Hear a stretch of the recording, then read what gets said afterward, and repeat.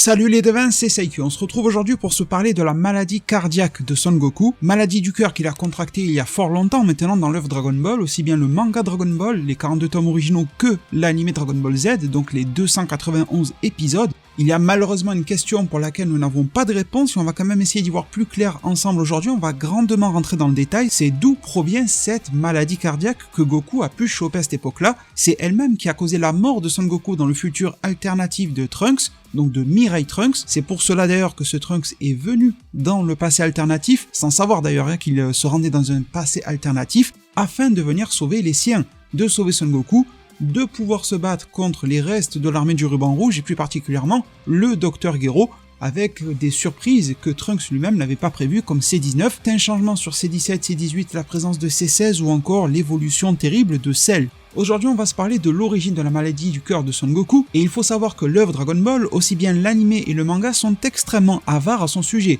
Cette maladie n'a pas de nom, ce que l'on sait c'est que c'est un virus, potentiellement contagieux. D'ailleurs, selon Piccolo, nous n'avons pas de réel retour sur le sujet concernant le fait qu'il soit contagieux ou non, c'est vraiment Piccolo qui a suggéré cela, il a bien fait d'ailleurs. On aurait pu avoir la réponse grâce à Trunks ou grâce aux infos que sa maman Mirai Bulma lui a confiées, malheureusement pas du tout. C'est vrai que ça fait un petit peu office de facilité scénaristique pour Akira Toriyama dans l'écriture de son scénario. L'objectif de l'arc n'était pas le virus en soi, mais bien d'autres préoccupations. Ce que l'on sait concernant cette maladie, c'est qu'elle crée de grosses douleurs au niveau de la poitrine, notamment du cœur, sûrement la zone aussi liée aux poumons. Elle procure une faiblesse générale soudaine. On sait qu'elle atteint les terriens et les Saiyans, par extension les métis Saiyans terriens sont eux aussi des cibles. Le cœur du malade fonctionne anormalement et finit par mourir. Le Senzu, le haricot magique, ne le soigne pas et ne ralentit même pas la maladie. Et le traitement sera apporté par Mirai Trunks, donc provenant du futur. On aurait pu alors se dire, et c'est ce que je me suis dit, qu'en analysant le traitement, on aurait pu en comprendre un petit peu plus, voire même beaucoup plus sur le virus en lui-même.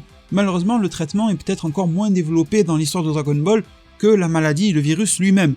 Et ça nous aide pas plus alors à comprendre la situation et à comprendre l'origine du mal dont souffrait Goku. Malgré tout, il y a plusieurs possibilités concernant son origine, et il y en a même une qui pourrait alors impacter le futur de Dragon Ball Super, oui, dès maintenant, les chapitres de l'année 2021 et tout ça. Alors on va commencer par les options qui sont possibles mais auxquelles on ne croit pas réellement de manière commune chez les fans de Dragon Ball. Il y a tout d'abord le fait que ce virus aurait pu se déclarer de manière tout à fait lambda. J'ai un petit peu envie de faire un parallèle avec malheureusement ce qui nous arrive avec le Covid, c'est-à-dire que bon, ça nous semble comme être apparu dans l'ordre presque normal des choses de la vie humaine, des virus apparaissent, disparaissent de manière assez continuelle, que ça soit apparu sur un marché, dans un laboratoire avec des manipulations. Certains parlent même d'un complot. Je n'ai pas la réponse pour le Covid et je respecte chacune de vos hypothèses du moment où nous sommes dans le flou comme ça, mais je veux vraiment soulever le caractère mystérieux de cette maladie et on a réellement l'impression que c'était au final dans la suite et presque, je dis bien presque, l'ordre des choses que cela arrive tôt ou tard sur notre planète avec toutes les conneries qu'on y fait.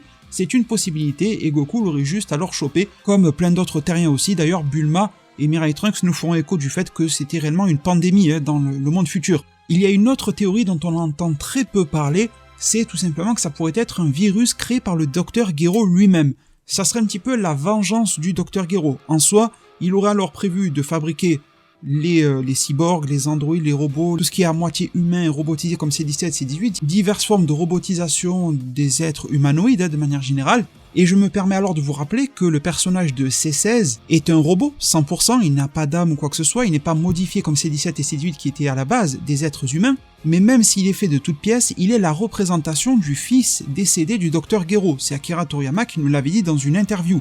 Son fils s'appelait Gebo, et ce même Gebo avait pour nom de code dans l'armée du ruban rouge, dans laquelle il était un soldat, un guerrier d'élite, il avait pour nom de code Gold, donc l'or en anglais. Si le personnage de C16 a été fait à l'image du fils de Gero, à savoir Gebo, c'est car son fils est mort, c'est pour lui rendre hommage. Officiellement, le fils du Dr Gero est décédé car il s'est pris une balle, tout simplement par un ennemi, et c'est à partir de là qu'on pourrait alors conspirer un petit peu concernant la vengeance du Dr Gero, une vengeance de manière générale contre le monde, un peu pour ceux qui connaissent, et je suis sûr que vous êtes nombreux, à la Obito, par rapport à ce qui s'est passé avec ses amis Rin, Kakashi et tout ça dans l'œuvre Naruto Shippuden. Voilà, un petit peu le même genre de déroulement, sauf qu'il n'aurait pas fait part de ce plan-là. C'était peut-être mystérieux pour ne pas alerter la Z-Team à ce sujet et faire en sorte que le virus travaille en douce, tandis que Gero, lui, était en train de préparer une nouvelle forme, presque d'humanité, qui serait totalement ou partiellement robotisée, mais en tout cas à sa solde et façonnée à son image.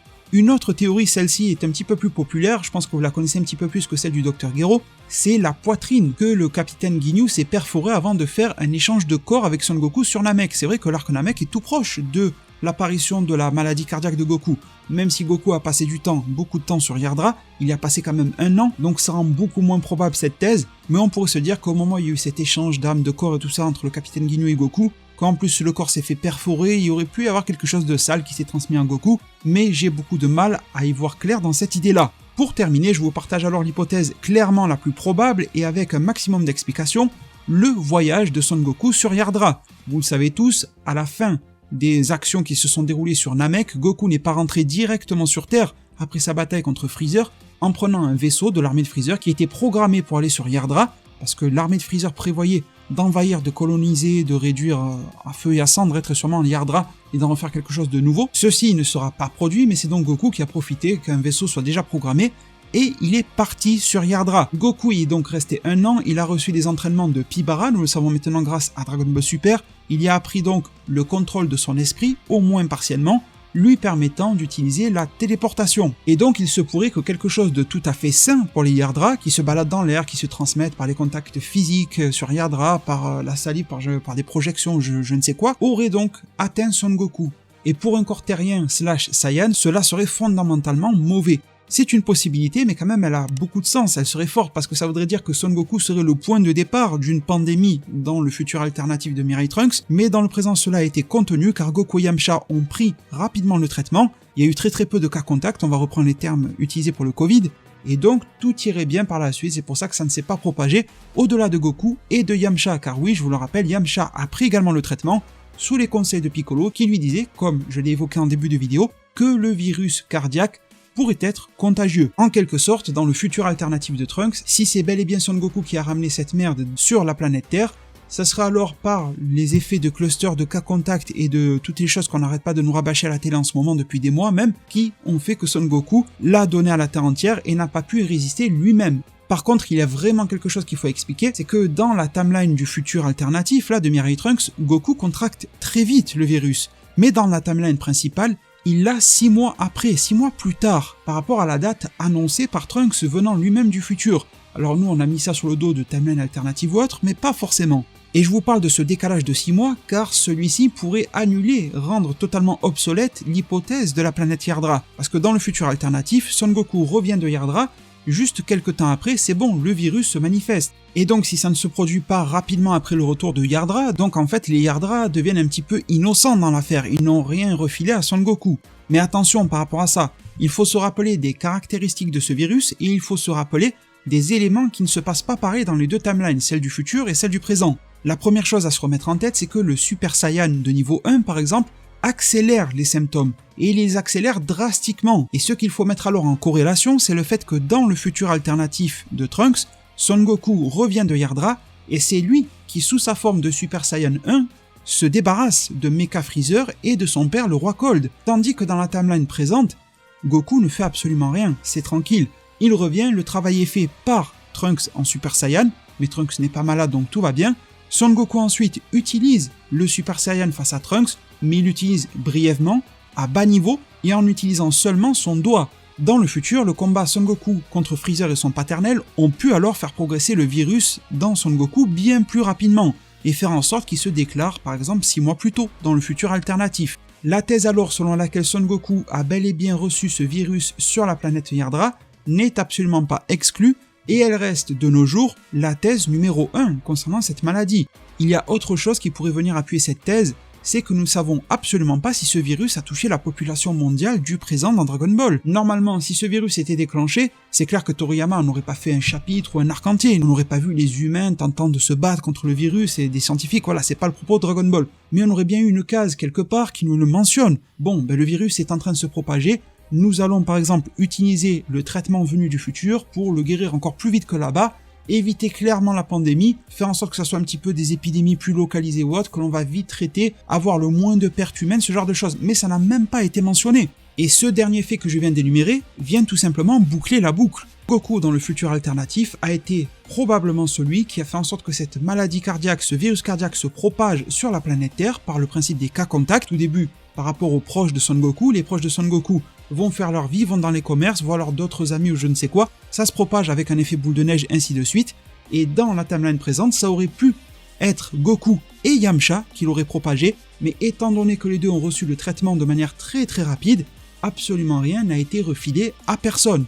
Et Bulma d'ailleurs, avec son père ou autre, ont pu reproduire donc le traitement dans le présent et faire en sorte que l'humanité soit prête à accueillir ce virus en toute quiétude et tout ça, mais ça reste fondamentalement étrange que ça ne soit jamais mentionné, ni dans l'œuvre, ni en interview.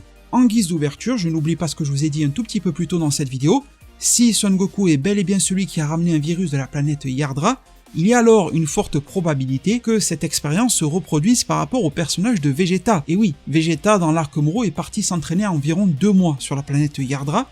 Il y a passé certes moins de temps que Son Goku, mais 2 mois ça me paraît quand même assez conséquent et suffisant pour pouvoir choper un virus, surtout si ce virus est inhérent à l'atmosphère régnant sur la planète. De plus, il n'y aura pas de Mirai Trunks pour venir prévenir du fait que cette maladie est arrivée à Vegeta, car Vegeta dans le futur n'existe plus, d'ailleurs le futur de Trunks n'existe plus de manière générale, Zeno l'a complètement détruit, on ne sait pas réellement ce qui se passe dans la nouvelle timeline créée par Whis à la fin de l'arc Zamasu, donc on va même pas en parler. Il se pourrait alors qu'à la fin de l'arc Moro et début de l'arc Granola, nous ayons dans la Z-Team une petite bombe à retardement qui soit le personnage de Vegeta. En tout cas, s'il l'est réellement, il va vite se manifester car il est toujours au combat, il fonce toujours, il utilise toujours à peu près toutes ses transformations, ce qui va réellement activer le virus très rapidement, donc on va être vite fixé.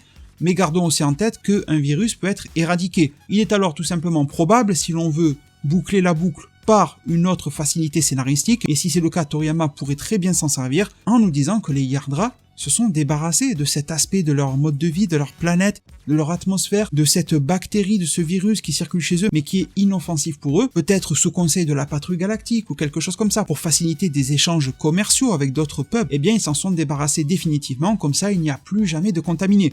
Et donc Vegeta serait dans un très bon état de santé, il n'aurait absolument rien attrapé de mauvais sur Yardra. En tout cas, l'avenir nous en dira probablement plus sur cette situation, sans forcément en parler directement, mais rien qu'en constatant si Vegeta tombe malade ou pas. N'hésitez pas à en partager en zone commentaire quel est votre avis par rapport à ce sujet. Est-ce que vous avez votre propre théorie depuis toujours concernant ce fait-là? Est-ce que vous avez des éléments issus de l'œuvre Dragon Ball que vous aimeriez bien me soumettre pour pouvoir faire avancer l'analyse à ce sujet? En tout cas, j'ai tout fait pour faire du mieux possible le tour de celui-ci. Merci vraiment pour tout votre soutien. Si cette vidéo et ce sujet vous a plu, pensez à mettre un maximum de pouces bleus. Pensez aussi, et ça me ferait extrêmement plaisir et vous serez les bienvenus, à vous abonner et activer la cloche des notifications. Prenez tous extrêmement bien soin de votre futur et à plus pour de prochains arts divinatoires.